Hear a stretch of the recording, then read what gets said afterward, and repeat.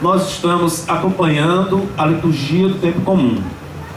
Estamos acompanhando a missão do Senhor. Nessa liturgia de hoje, me chama muita atenção o Salmo. Primeiramente, era bom te dizer o que é o Salmo, o que eram os Salmos. Os Salmos eram os cânticos do povo de Deus, que foram guardados na tradição bíblica. Só que eles eram cânticos bastante especiais. Alguns atribuíram muito dos salmos que foram feitos à figura de Davi. Como a gente vê lá no texto de Samuel, Davi era um jovem que gostava de tocar harpa, que gostava de cantar. Foi até chamado diante, uma vez, de Saul, para poder tocar para ele, que era o rei da época. Então muitos salmos são atribuídos ao rei Davi. E dentro dos salmos tem coisas muito belas, dentre as quais verdadeiras profecias do que iria acontecer com o Messias, com o enviado de Deus. Nós temos salmos maravilhosos. Basta falar aqui do Salmo 21, onde reza: meu Deus, por que me abandonaste? Que são as palavras que o Cristo vai tomar na hora da cruz e vai rezar esse salmo. Então, dentro do texto dos salmos, nós temos uma verdadeira situação de cânticos proféticos que já anunciaram aquilo que ia acontecer com o Messias. Nós não estamos então diante de qualquer cântico. Bem, mas o salmo de hoje tem essa afirmação muito bela, que é agradável para mim. Eu sou feliz por agradecer a Deus as graças que Ele me dá. Esse sentimento de gratidão que o salmista tem também deveria estar presente na nossa vida. Nós deveríamos ter um espírito de gratidão pelas graças que nós recebemos de Deus. Coisa bela é uma pessoa que tem esse sentimento, essa postura de agradecer a Deus na sua vida. E nosso Senhor e Deus é muito atento à nossa oração de agradecimento. Porque muitas vezes nós sabemos pedir, mas quando recebemos, não nos lembramos de agradecer. Tem lá a história da cura que nosso Senhor faz de 10 leprosos, apenas um volta para agradecer. E nosso Senhor pergunta: cadê os outros? Mas será que esse agradecimento, então, que o Cristo solicita, é alguma coisa assim que não tem sentido, ou tanto faz como tanto fez? Ele vai distribuir a sua graça, é o dever dele e pronto, acabou-se? Não é bem assim. Quando nosso Senhor derrama a sua graça, concede a sua graça, Ele está se doando para nós. É a sua própria vida que Ele nos concede. A sua graça para nós não é algo assim qualquer, uma coisa à toa que Ele pegou na lata do lixo e deu de presente para a gente. A graça de Deus é aquilo que de melhor Deus tinha para nós. E assim mesmo como a gente recebe, a gente deve ter uma gratidão, um sentimento de gratidão. É como se a gente vai na casa de um amigo, ou que ganha um presente, o amigo prepara uma coisa, uma surpresa para nós, ou nos concede um presente maravilhoso, e a gente depois considera que aquele presente é assim algo sem importância. Não é assim. Se a gente tem amizade, se a gente vê a intenção, o que está por trás, não é simplesmente só um presente, é uma manifestação de carinho maravilhosa que existe representado naquele presente. Então nós também devemos saber agradecer. Hoje mesmo, antes de vir para cá, eu estava conversando com uma pessoa que diz que lá no departamento dela de trabalho, sempre quando tem uma reunião na quinta-feira, ela leva bolo, leva suco, pagando do bolso dela. Pagando do bolso dela. Não é que a empresa dê. A pessoa compra, tem a iniciativa de fazer um bolo, de fazer alguma coisa para que a reunião possa ser agradável e leva lá para a reunião. Aí ela disse que teve um dia que se aborreceu tanto, porque ela vai, compra as coisas, prepara e tudo, e tinha uma pessoa lá na reunião só reclamando: ah, mas que esse suco está assim, que esse suco está assado, que isso não sei o que, que isso aquilo. Aí ela disse assim: mas rapaz, tu não pagou nada para ter isso, e o que tu tem tu ainda fica reclamando. Mas eu queria citar esse exemplo porque infelizmente existem pessoas que não sabem estar agradadas com nada. Sempre tem que ter um motivo para reclamar. E em vez de reconhecer no gesto, na ação do outro, alguma coisa de bom, e quem sabe, não é, se não está tão bom, vamos ajudar para melhorar, não fica só reclamando de barriga cheia. Então, esta situação de falta de agradecimento a Deus pode também ser um reflexo na nossa própria vida, quando a gente tem assim um olhar azedo para todas as coisas. A gente não consegue ver a beleza do dia a dia. A maioria das pessoas sabe que eu ando doente, ando com problema no joelho, quase não tenho vindo na paróquia, eu estou com uma saúde bastante debilitada, mas rapaz, quanta coisa eu tenho para agradecer, mesmo estando doente, com pouca saúde, sem poder fazer as coisas que eu tenho para fazer. Quanta coisa eu tenho para agradecer a Deus, poder comprar o remédio, poder ter quem cuide de mim, poder ter uma assistência médica, e a vida vai, e tem muita coisa para agradecer. Mas só que quando vem os problemas na vida da gente, não vou dizer que também isso não acontece comigo, às vezes a gente olha mais para as dificuldades do que para as graças que nós recebemos. Então é importante a gente saber agradecer a Deus pelas coisas que nós recebemos, mas não só ter um sentimento de gratidão para com Deus. A gente tem um sentimento de gratidão para com os outros. O esposo tem um sentimento de gratidão para com a esposa. A esposa saber agradecer as coisas boas que o marido faz. Os pais saberem agradecer as coisas boas dos filhos. Os filhos saberem agradecer os pais que têm. Nós, amigos uns dos outros, sabemos agradecer um ao outro. Não que a gente precise, para viver, ficar recebendo aplausos de todo mundo. Mas é importante esse espírito de gratidão, de reconhecimento, porque também diz para nós, quando a gente agradece, que aquela pessoa que a gente está agradecendo, ela é importante para a gente. Que aquilo que ela fez para nós é importante. E às vezes você pode até se lembrar, às vezes a gente faz uma coisa que parece que não tem importância, a gente fez talvez até por fazer, mas depois vem uma pessoa, agradece para a gente e diz assim: padre, obrigado, aquilo que o senhor me fez foi muito importante para mim. A gente nem sabia se aquilo ali estava realmente tendo significado tão importante para um outro, para outra pessoa. Então na nossa vida também é assim. Quando a gente agradece, é uma maneira também da gente até estimular, apoiar a pessoa a fazer o bem. Porque nesse mundo a gente encontra muitas pessoas para fazerem o péssimo. E nos meios de comunicação, na televisão, quantas vezes o que aparece na televisão não é o bem que é feito, mas muitas vezes morte, assalto, se tem alguma violência não sei onde, é notícia na mesma hora.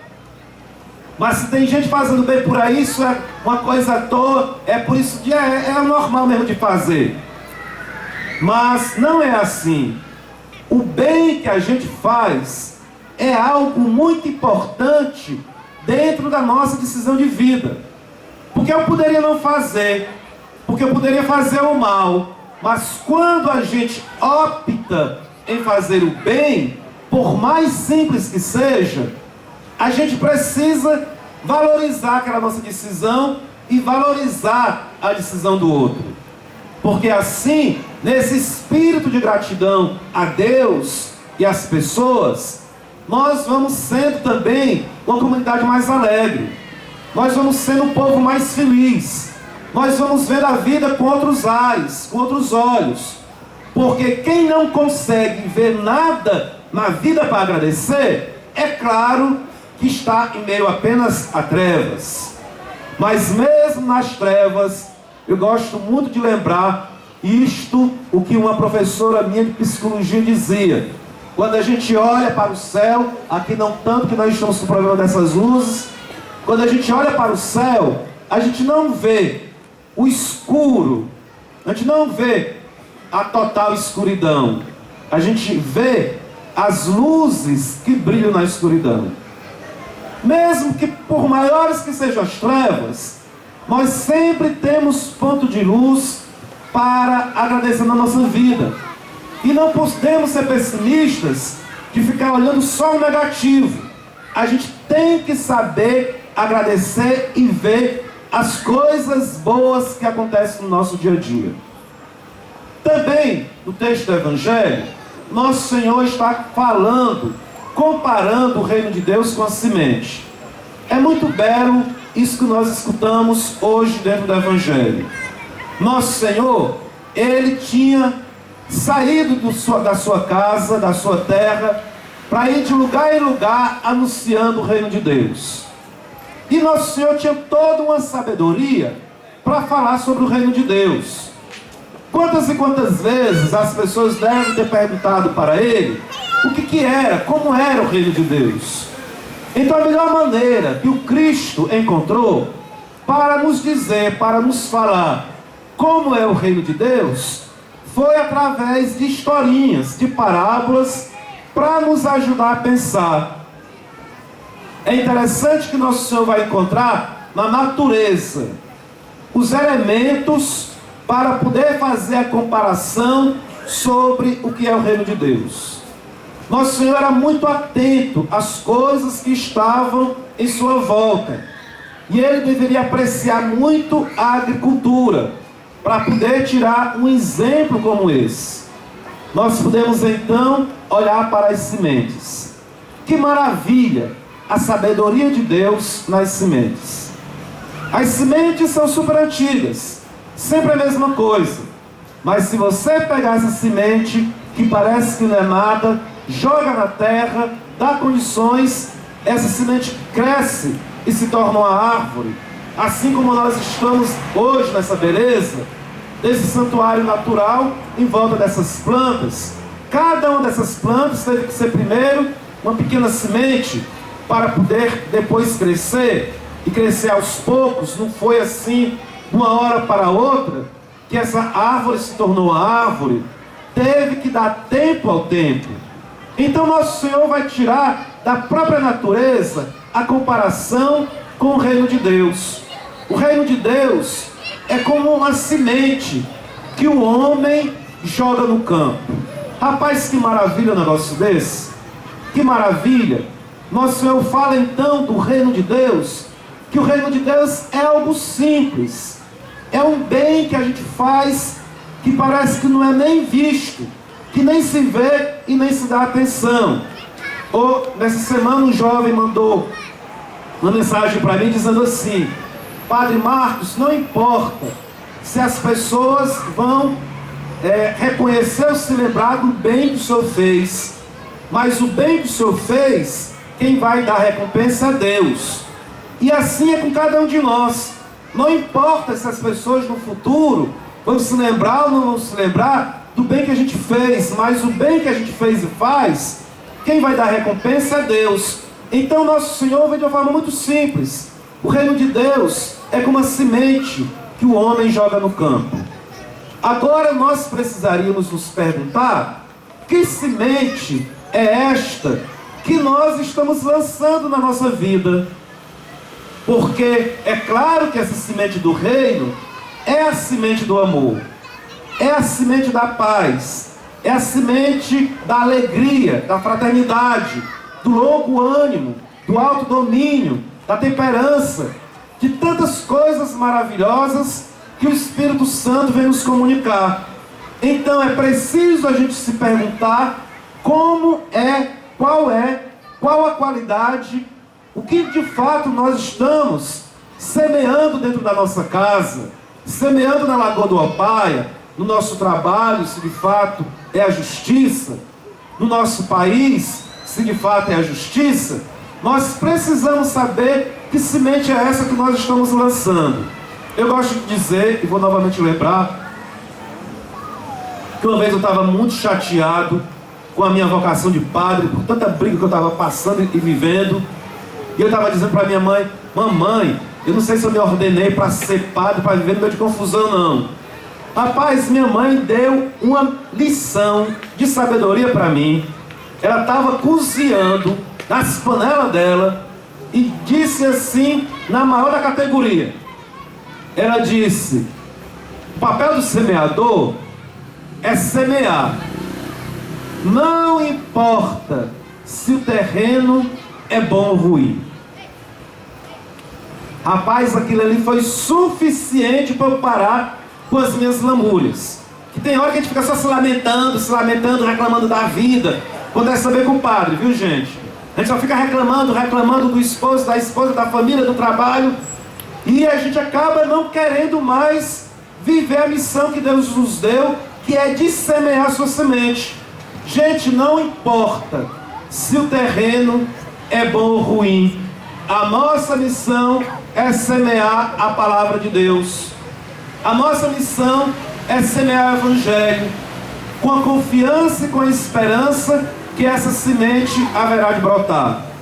Aqui também tem algo que me chama muita atenção, que diz que a semente vai dar as espigas vai dar as sementes, né, e vai ser colhido na época que estiver maduro.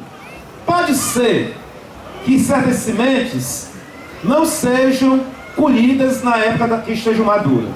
Eu vou contar aqui uma história para vocês.